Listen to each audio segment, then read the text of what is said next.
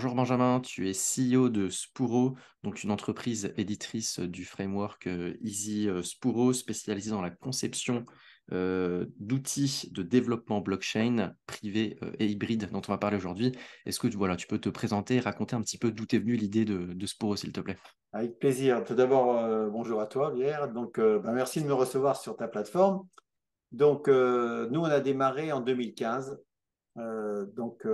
Pour la petite histoire, moi, j'ai une d'autres structures qui ont vu le jour en 95, lorsque Internet est arrivé. Donc, j'avais eu le coup de foudre pour Internet et j'ai investi dans le domaine-là. Donc, l'entreprise tourne toujours sur la partie Internet.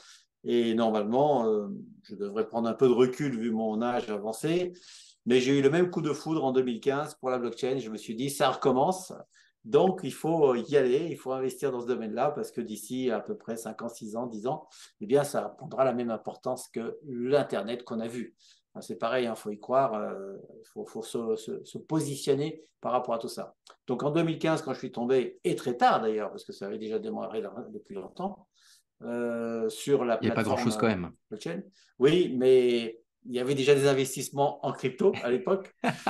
Pourquoi je suis arrivé sur cette plateforme? Parce qu'en crypto, j'ai investi comme tout le monde, mais sans vraiment y croire à 100%. Par contre, quand j'ai lu un article d'un journal américain sur l'armée qui utilisait la blockchain pour suivre les armes sur la planète, je me suis dit, l'armée, l'argent, ils en ont, les cryptos, c'est pas leur problème, la sécurité, ils connaissent mieux que tout le monde. Pourquoi ils prennent la blockchain? Donc, c'est à partir de là que j'ai commencé à m'intéresser sérieusement au sujet et j'ai vu toutes les possibilités qui commençaient à arriver à l'époque. Donc, j'ai étudié le marché. Il y avait déjà quelques blockchains publiques assez avancées, avec du savoir-faire très fort.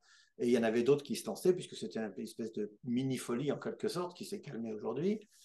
Après avoir fait une analyse, on pouvait soit aller à l'époque sur le protocole Bitcoin, soit sur le protocole Ethereum, puis faire des smart contracts, etc. Moi, j'ai travaillé sur un sujet complètement différent, puisque moi, je viens de l'informatique lourde avec mon ancienne activité, et les clients que je fréquente, ils sont très loin de la crypto. Donc, j'ai regardé très modestement, bien sûr, ce que faisait en termes de stratégie IBM, et je me suis aperçu que IBM faisait une framework et non pas une blockchain. En clair, ils vendaient les pelles pour que les autres cherchent l'or, hein, si on veut simplifier les choses. Et je me suis dit, à notre niveau modeste, puisque on ne peut pas se comparer à bien, à notre niveau modeste, on va faire la même chose, c'est-à-dire on va fabriquer une framework, un outil qui va permettre à des entités, à des groupements, ou voire à des entreprises, de fabriquer leur propre blockchain. Alors forcément, dans un secteur qui est un micro-marché, qui est un petit peu indépendant du secteur public, puisque ce sera dans ce cas-là des blockchains privées. Donc de là, pendant 3 ans, on a investi avec moi-même et puis trois collègues, enfin, deux développeurs, etc. Et voilà, on a travaillé en silence. Et on est parti sur les protocoles que nous connaissions et nous les avons adaptés par rapport à nos propres codes sources. Et nous avons aujourd'hui, depuis maintenant, oui, donc 2005, oui, ça fait bientôt 4 ans qu'on a installé tout ça, nous avons une framework qui permet de faire ce genre de blockchain privé ou hybride. Et nous avons fait le choix, parmi les 4 sujets que peut gérer une blockchain, c'est-à-dire tout ce qui est traçabilité, tout ce qui est valeur probatoire, signature, intégrité, ça c'est la première famille si on veut bien. La deuxième famille, c'est les smart contracts. La troisième famille, c'est les tokens, les fameux NFT. Et puis la quatrième famille, c'est les cryptos. Alors nous, on a fait un choix stratégique par rapport à nos clients et nos contacts, surtout les besoins clients, c'est quand même ça qui nous fait vivre. Les usages, la crypto, on l'a mis de côté. Donc, notre framework aujourd'hui travaille sur 3 grandes familles d'usages. D'où ce que nous allons découvrir ensemble, la création de 2 blockchains privées. Une blockchain privée qui est sur la première famille d'usages, c'est-à-dire traçabilité, intégrité, signature électronique, valeur probatoire, qui s'appelle Cash Secure, et une deuxième blockchain privée qui s'appelle Galaxio, qui lui a vocation à aller sur ce qu'on appelle les places de marché en NFT. Voilà les 2 grands axes que nous avons aujourd'hui. Ouais, qui ont rien à voir, enfin, fallait quand même le voir, hein, même en 2015. Alors, c'était déjà bien de justement se repérer par rapport à ce que pouvait faire IBM et à comprendre la profondeur de la technologie au-delà de l'aspect spéculatif que ça pouvait avoir, des cas d'usage in fine, et de se dire, ben, justement, on va fournir les pelles parce que bon, on sait que pendant la ruée vers l'or, c'est globalement les vendeurs de pelles qui ont été les plus riches, sauf voilà, les quelques chanceux qui ont réussi à trouver des petites mines. Mais On est donc, d'accord. c'est quand même c'est quand même assez intéressant. Alors moi, on va démarrer parce que donc il y a deux gros blocs, hein. Il y C'est a Cache ça, Secure et Galaxion. tout à fait. Euh, Moi, je trouve ça intéressant parce que on voit souvent, surtout voilà, dans la philosophie blockchain Web3, que tout doit être transparent, que tout doit être voilà, mis à disposition de tous, et donc d'avoir des blockchains publiques. Sans quoi on ne respecte pas un petit peu l'adage de la blockchain, la philosophie de la blockchain, alors qu'en fait, on parle vraiment d'une techno, donc d'un outil technologique qui permet de faire des choses. Et en l'occurrence, il y a énormément d'autres solutions, voilà, type blockchain privée et hybride, qui apportent des solutions extrêmement concrètes et efficientes pour des clients qui n'ont pas vocation à donner toutes les données à tous ceux qui existent, à garder un niveau de centralisation pour la prise de décision. Et justement, je voulais, voilà, si on peut parler un petit peu de la Tout à première, fait. Alors, déjà par rapport la première à vos blockchain, clients. pourquoi elle est restée privée? Pour une raison toute simple, c'est que les informations qu'on met dans une blockchain, quel que soit, public, privé, hybride, ce qu'on veut, eh bien, il y a une vraie problématique, c'est qu'est-ce qu'on met comme information? Quand on signe un contrat, est-ce que c'est le vrai contrat, le faux contrat? Parce qu'une fois que c'est rentré dans la blockchain, bon d'accord, mais ça n'importe pas. C'est pas parce qu'on a mis un document dans la blockchain que ça a une valeur probatoire ou juridique. Il faut malheureusement en France et sur certains pays avoir un assermenté, un certificateur, un tiers qui va jouer le rôle. Donc la première blockchain Cash Secure, qui est décentralisé, les notes sont partagées, le registre est partagé, sauf que lorsqu'un document s'intègre à l'intérieur, que ce soit, par exemple, nous on travaille avec toute une famille, l'organisation Caliac et le groupement Jessica, Caliac c'est 80 huissiers, Jessica c'est 200 cabinets d'avocats, et bien lorsque par exemple un huissier fait un constat, c'est un assermenté, donc juridiquement son constat a directement valeur probatoire. Alors il met l'empreinte sur la blockchain, pour que justement, quand le client récupère le constat, il ne peut pas le truquer. C'est-à-dire que le client ne peut pas. Parce que celui qui va recevoir le contrat, qui est un avocat adverse, etc., s'il a envie de vérifier l'intégrité du contrat, ben, il va interroger la blockchain qui va lui dire ce contrat est toujours avec la même empreinte et ce contrat a été validé, certifié par un certificateur. Alors c'est vrai que ça fait un petit peu centralisation, mais comme on travaille avec toute une famille de 80 huissiers, enfin un commissaire de justice aujourd'hui, je dirais que c'est centralisé, oui, mais c'est centralisé sur 80 personnes et chacun fait son propre dossier. Donc, l'élément qu'il manquait à l'époque, et même aujourd'hui d'ailleurs, parce que quand quelqu'un met une image, est-ce que c'est une copie que j'ai fait? Est-ce que c'est vraiment l'artiste qui a mis l'image? Qui va vérifier ça? Quelle est la valeur de cette approche-là? Donc, c'est quelque chose qui permet aujourd'hui, dans l'état actuel des choses, de répondre à une question qui rassure, entre guillemets, le client qu'on va appeler pas méchamment, mais traditionnel, qui n'est pas encore dans la blockchain, dans le Web 3.0, dans l'UFT. Donc, c'est pour ça que cette blockchain qui s'appelle Cash Secure a été créée par des groupements d'huissiers et d'avocats. Et aujourd'hui, nous avons des entreprises. Nous avons des entreprises qui sont énormes. Hein. On parle là, on parle en millions de chiffres d'affaires, plus que même d'ailleurs, qui deviennent des nodes de cette blockchain. Donc, parce que ils ont besoin, nous avons une entreprise dans ce qu'on appelle dans les papiers peints.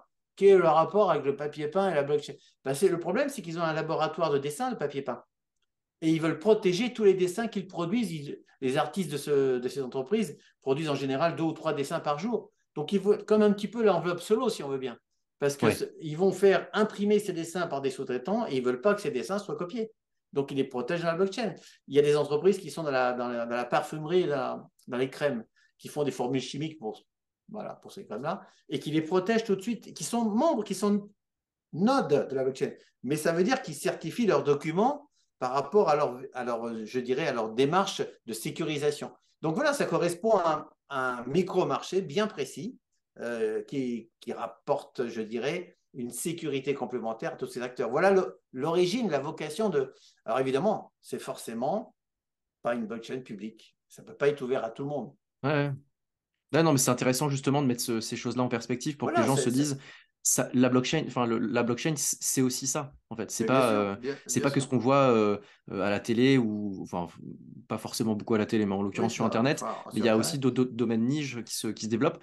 Les clients justement, alors moi, parce que c'est assez intéressant parce que c'est pas forcément des gens qui vont être au contact de nouvelles technologies tous les jours. Je pense que quand tu leur expliques, ils peuvent comprendre un petit peu la profondeur de ce que ça leur apporte, mais à la fois, quelle est leur réaction par rapport à ça? Parce que voilà, tu parles Alors, d'huissier, ouais. ils Ouais, peuvent le alors ça, comprendre. c'était un élément plus compliqué. Moi, lorsque j'ai pris les premiers contacts avec des groupements, parce qu'il y avait dans le groupement, il y avait quand même 2 ou 3 personnes qui s'intéressaient à la chose, sinon on n'aurait pas jamais eu de contact. eux, ils étaient volontaires pour comprendre ce que c'était que la blockchain, etc. Mais quand on a commencé à partager dans le groupement avec non pas 2 ou 3 personnes, mais carrément 30, 40, 50 personnes, ils m'ont écouté parce que je pense que j'ai expliqué clairement pendant 1 heure et demie les grandes familles qu'on est en train de partager. Mais ça s'arrête là. Après, ce qu'ils veulent, c'est on leur garantit l'intégrité, la validité, la traçabilité, la valeur probatoire. Après, que ça soit, je suis même pas sûr, blockchain privé-public, je suis pas sûr qu'aujourd'hui, il est nécessaire d'expliquer le moteur de la voiture. C'est la même philosophie qu'Internet. Dans Internet, premièrement, lorsque c'est arrivé, personne n'a vu tout ce qui allait venir, les sites marchands, les places de marché, les réseaux sociaux. Dans la blockchain, c'est la même chose. On ne sait pas encore ce qui va encore vraiment arriver totalement. Puis la deuxième chose, c'est que les acteurs, même privés, enfin, le dirigeant qui fait du transport et qui a un site Internet, il ne veut pas savoir comment son Internet fonctionne. Il veut qu'Internet fonctionne et que son site soit parfait et que s'il faut payer en ligne, que son paye en ligne. Donc, il faut raisonner aujourd'hui avec un usage besoin client et non plus en expliquant la blockchain, sauf pour se faire plaisir entre nous et peut-être des gens qui veulent comprendre. Donc, Ouais. laissons le moteur de la voiture en dehors du sujet et occupons-nous des fonctionnalités de la voiture, de la carrosserie de la voiture. Ouais, mais bon, quand la voiture est arrivée, de se dire à des gens, montez dans ce véhicule qui va Ah, fonctionner, qui va aller à une certaine vitesse, ayez confiance, on a installé ouais. des Il freins. faut un Il y a minimum, aussi oui, oui, oui, oui, oui. il y a aussi Ouais, cet aspect psychologique. Et tout à justement, est-ce que fait. tu sens que l'onboarding est facile aujourd'hui Non, par non, rapport à non, ça? Parce non, qu'on peut. non, non, non. On s'aperçoit que non, non, non, c'est clair. Et même quand des commissaires de justice parlent à leurs collègues, donc ils sont quand même dans le même métier, ils ont le même type de langage. Il y en a un qui est convaincu, l'autre qui est attentif. Voilà, c'est tout un travail de. Et ça finit quand même des fois quelque part. Combien ça va me rapporter quand même, hein, l'être humain. Voilà, c'est. Et oui, bah, Eh c'est in oui. fine, qu'est-ce Donc, que ça me rapporte, soit si à on, moi, soit au voilà, client? si on arrive à prouver ça, d'ailleurs tout à l'heure on parlera des NFT si tu veux, mais si on arrive à prouver qu'en faisant ce qu'on appelle, par exemple, j'ai un éditeur qui travaille pour les huissiers et qui fait des drones, enfin ils font des constats par drone sur les immeubles, sans pas monter là-haut, eh bien on s'aperçoit que pour que le client soit rassuré par rapport au contenu du drone qui est validé par un huissier, il a besoin de la blockchain. Bon, ben là, il n'y a pas photo. S'il veut vendre son service, il a besoin de cette blockchain. Donc, la valeur ajoutée est tout de suite trouvée. Donc, il ne cherche même pas à comprendre. Il dit, c'est combien par mois et on y va. Puis, il vend le service à son client. Donc, Ouais, et le client, il est prêt à payer parce qu'il est sécurisé par l'approche, comme quoi la vidéo n'est absolument pas truquée ni trucable. Donc, ouais. si à la limite, la personne ne veut pas anticiper la notion de blockchain, pas la comprendre, eh ben, il y a une autre solution, c'est lui préparer peut-être en disant ça sera forcément une partie de votre activité dans l'avenir, mais s'il ne comprend pas non plus ça, et ce que je comprends très bien, je respecte, eh bien, il faut lui trouver une raison en termes de valeur ajoutée, de retour sur investissement en quelque sorte. Ouais, bah, enfin, de toute façon, quand tu t'adresses à des boîtes, même enfin, aujourd'hui, dans le Web 2, dans l'industrie, c'est ce que je vois généralement, c'est au lieu d'utiliser des mots compliqués, c'est qu'est-ce que ça leur apporte immédiatement aujourd'hui Voilà, et voilà. puis potentiellement demain, Oui, comme quoi ça il peut faut être du aussi s'acculturer. marketing, ça peut être de la fidélisation, ça peut être de l'image de marque, ça peut être même du buzz à la limite. Le buzz, c'est aussi du marketing, hein, si on veut bien. Donc, Ouais, oui, oui, c'est comme ça qu'on arrivera à les convaincre, à les faire partager. Bon, après, si on a le plaisir d'expliquer ce que c'est qu'une blockchain, ça, c'est bien. Ça. Enfin, bon, après, il y en a 10%, voire 5% qui veulent faire l'effort et avoir le temps. Je me suis aperçu d'une chose, c'est que on manque de temps. On manque de temps. Il y a même, enfin, moi, j'ai même un client qui paye ses factures mais qui l'utilise pas. Je me dis, mais c'est pas possible, quoi. C'est pas ouais, possible. Ben si, ouais, je ouais. lui ai téléphoné, je me suis inquiété, je me suis dit, bon, il y a un truc, quoi, on peut pas. Et ben si, il me dit, ça m'intéresse, mais là, voilà, voilà. Et puis du coup, Ouais. on va le conseiller pour une formation, mais bon, il faut qu'il utilise son truc. Ouais, ouais, je comprends. Ok, bah on va passer à la deuxième blockchain, donc Galaxio, ou alors là, c'est vraiment un autre bloc où vous vous Voilà, tout à focalisez fait. sur les Alors, NFT. tout à fait. Parce que là aussi, tout à l'heure, on parlait du savoir-faire et de la communication. Les gens qui sont dans la première partie, c'est-à-dire traçabilité, etc., ils ne sont pas encore matures pour aller vers les NFT. Donc, il ne faut pas tout mélanger, même si c'est la même techno et qu'on pourrait faire la même blockchain. D'ailleurs, au passage, ces deux blockchains sont interréparables, c'est évident.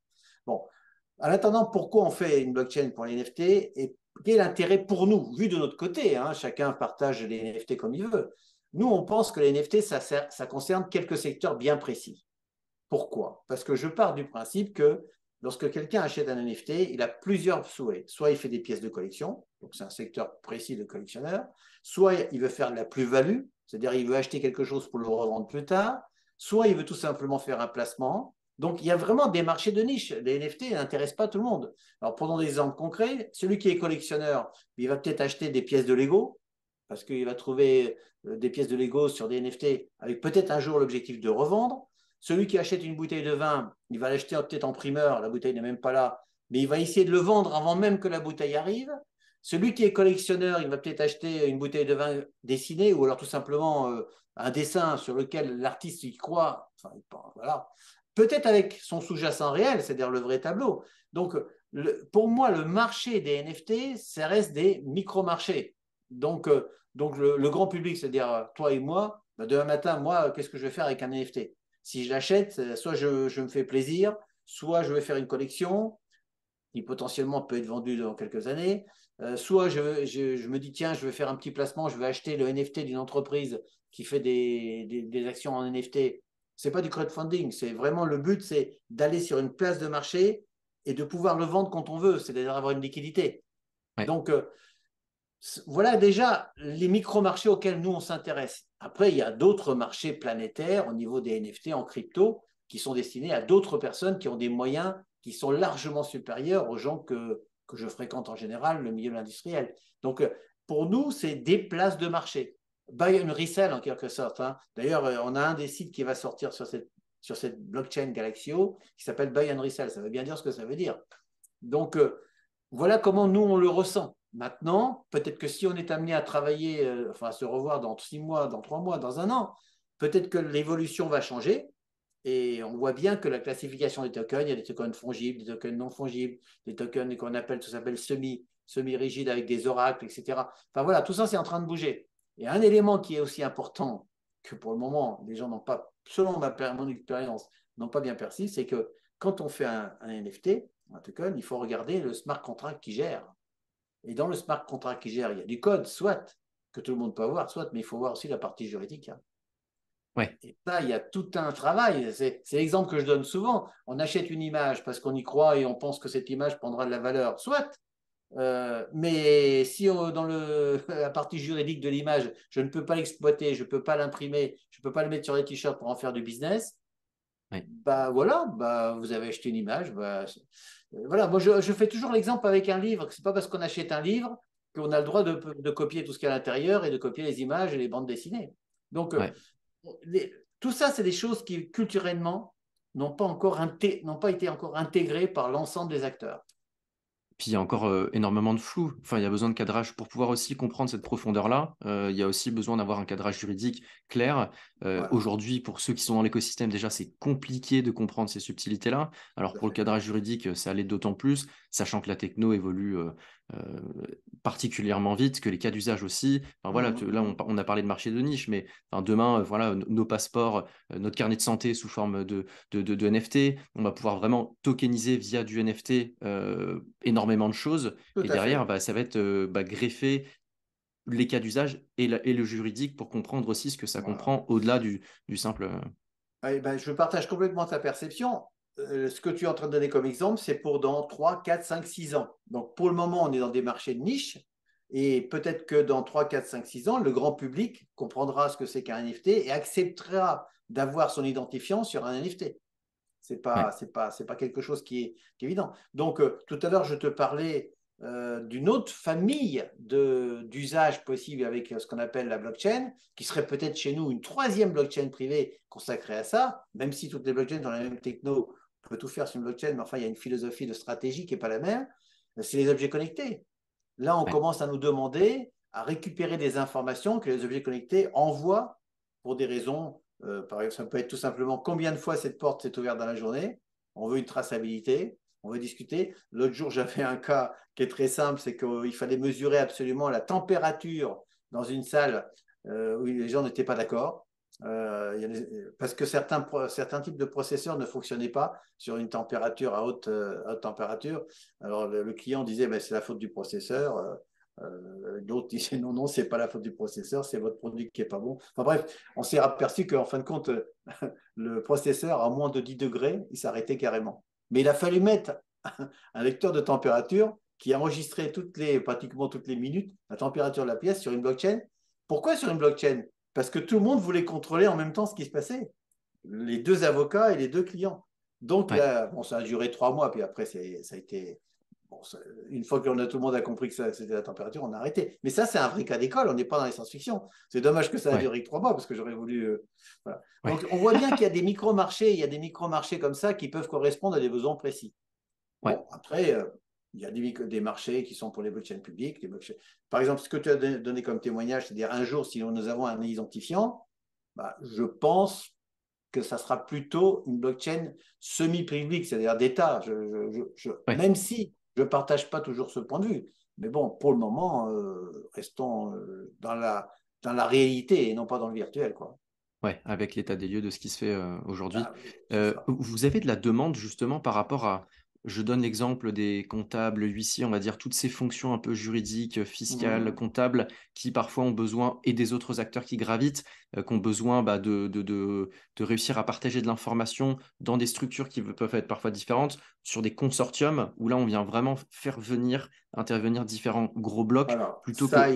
il est certain qu'on parlera d'interprofessionnalisation. Ça, je suis Ouais, convaincu. C'est-à-dire que exactement. les experts comptables, les avocats, les huissiers, les notaires, sur un même profil client, sur une même entreprise, seront obligés de partager certaines parties de leur information. Pas leur savoir-faire et le conseil qu'ils apportent, etc.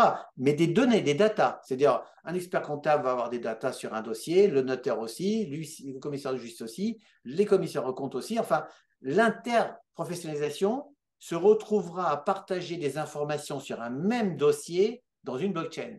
Ça, j'en suis convaincu. Ouais, Donc, ce qui veut dire qu'aujourd'hui, le besoin va se manifester à fur et à mesure. Par exemple, on commence à avoir les premières demandes RSE. Pourquoi? Parce que l'entreprise doit pouvoir prouver un public qu'il a fait une action RSE, donc le public que toi et moi, on a donné 10 euros ou 10 000 euros, on veut quand même savoir que ces 10 000 euros ont servi à mettre des plantes ou des arbres, ou alors à sauvegarder la nature, ou à aider les salariés. Enfin, je ne sais pas, ça dépend, RSE, c'est tellement large. Mais on veut avoir la traçabilité de l'effort sur lequel nous avons participé. Donc, la blockchain, c'est, peut-être que là, dans ce cas-là, il faudrait une blockchain publique, j'en sais rien. Mais ça fait partie de la culture de la blockchain. Partager l'information, ça fait partie de cette approche-là. ouais, de toute façon, c'est pas binaire, parce que là, on utilise des mots consortium, public, privé, qui sont assez catégorisés, mais en fait, il y a un panel de couleurs, de possibilités qui correspond en fait à ce qu'on souhaite Bien en ce qu'on phase, souhaite c'est tout vraiment à fait faire. ça. Pour terminer l'interview, moi, ce qui m'intéresse, c'est avec le regard que tu as pu avoir depuis 2015, où il y avait quand même encore pas grand-chose, de la même manière pour les cas d'usage, hein, parce que là, on voit que ça se développe de plus en plus. Euh, alors, c'est ce qu'on en discutait un petit peu en off, voilà, tout l'aspect infrastructure des grosses blockchains.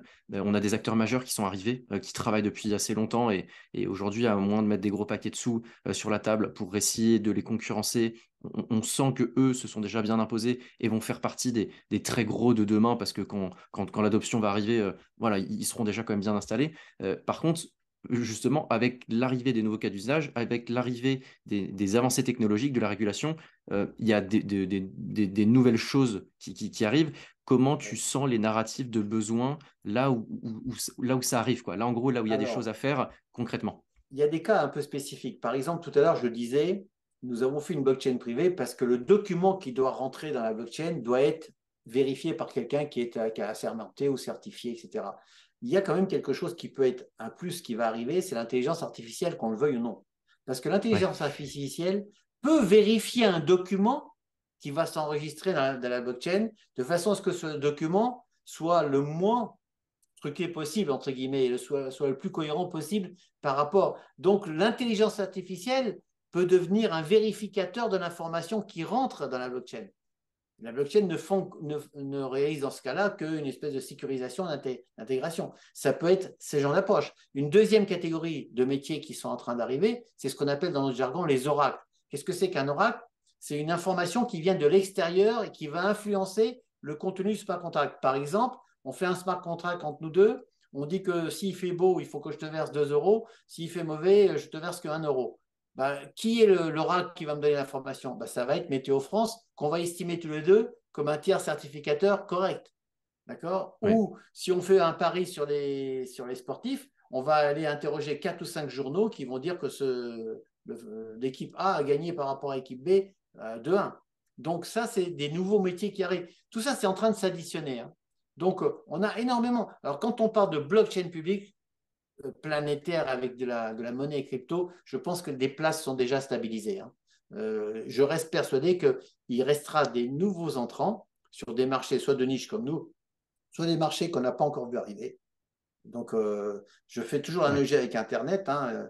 Les Google, les Facebook n'étaient pas les premiers. Hein. Souvenons-nous de AOL, qui était là leader. Souvenons, enfin, les jeunes ont du mal, mais il y avait des Lycos, voilà, il y avait des tas de choses qui étaient leaders. Caramel, enfin, ça ne vous dit rien, mais tout ça, c'est des gens qui étaient leaders. Donc, mais je pense néanmoins que si on veut s'attacher ou concurrencer ou rentrer dans les marchés tels que Ethereum ou le protocole Bitcoin, etc., j'ai un petit doute quand même. Il va falloir des moyens importants. Ouais. Et pour la toute fin, justement, par Ouais. rapport à ces grosses entreprises qui peuvent parfois aussi, hormis lancer des collections NFT pour tester et puis avoir un petit peu cet aspect marketing, transformation digitale et puis se tenir un petit peu au courant de ces trucs-là, mais l'implémentation de solutions dans les on va dire les moyennes et grosses entreprises ou type CAC 40, aujourd'hui, ça passe aussi beaucoup sur du privé. Pas tout le temps, hein, mais de Ouais, démarrer ouais. déjà en interne pour pas communauté Bien sûr, bien avec sûr, bien quelque sûr. chose qui nous dépasse. Aujourd'hui, là, selon toi, où est-ce qu'on en est? Est-ce que c'est encore, ils sont curieux mais frileux, ils sont curieux et ils commencent à mettre vraiment de l'argent et franchement, ça travaille dur en interne pour assez rapidement, voilà, dans les 2, 3 prochaines années, arriver avec des choses solides. Oui, largement. Je pense qu'ils sont. On a passé la phase frileuse. Hein. Bon, on a maintenant aussi des petites déceptions. Hein. Une des plus grosses chaînes privées logistiques au monde a mis la clé sur la porte. Enfin, c'est pas péjoratif. Il faut toujours faire des choses pour mettre la clé sur la porte. Mais c'était quand même fait avec la framework de IBM Hyperledger. Hein. Je me souviens plus de son nom, mais c'était ça associait quand même pas loin de 200 entreprises. Ils ont vu. Enfin, je respecte toujours tous les projets. La question se pose même pas. Mais ils ont vu tout de suite très gros. IBM a les moyens de ce genre de plaisanterie. Ils ont mis 200 entreprises en ligne. C'était pour suivre les conteneurs au niveau de la planète, avec Maersk, hein, si ma mémoire est bonne. Bon, voilà, au bout de 3 ans, ils ont fait le calcul, il n'y avait pas de retour sur investissement. Donc maintenant, mais eux, ils avaient démarré ça, pas seulement avec la philosophie retour sur investissement. Ils pensaient que le projet allait être encore plus porteur d'avenir sur d'autres secteurs. Bon, maintenant, aujourd'hui, quand on démarre un projet, on regarde quand même s'il y a une plus-value ou une valeur ajoutée potentielle derrière. Et on ne démarre pas le projet si. Bon, à part si c'est du marketing, c'est autre chose. Ça a sa valeur aussi, le marketing. Mais je veux dire, pour les entreprises qui font de la logistique, les entreprises qui font de la traçabilité alimentaire, le marketing, c'est bien, mais ça ne suffira pas pour faire vivre la blockchain. Il faut absolument que la blockchain apporte soit une rapidité de service, soit une valeur alimentaire, soit une valeur sécuritaire. Enfin, il faut qu'il y ait quand même un véritable cas d'usage. Ouais, c'est sûr. Ok, ben, je te remercie pour Voilà, ton mais de temps et ton rien. partage, Benjamin. Au plaisir, moi, de se reparler d'ici quelques mois pour voir l'état Avec des lieux. plaisir, avec plaisir. Merci. Merci.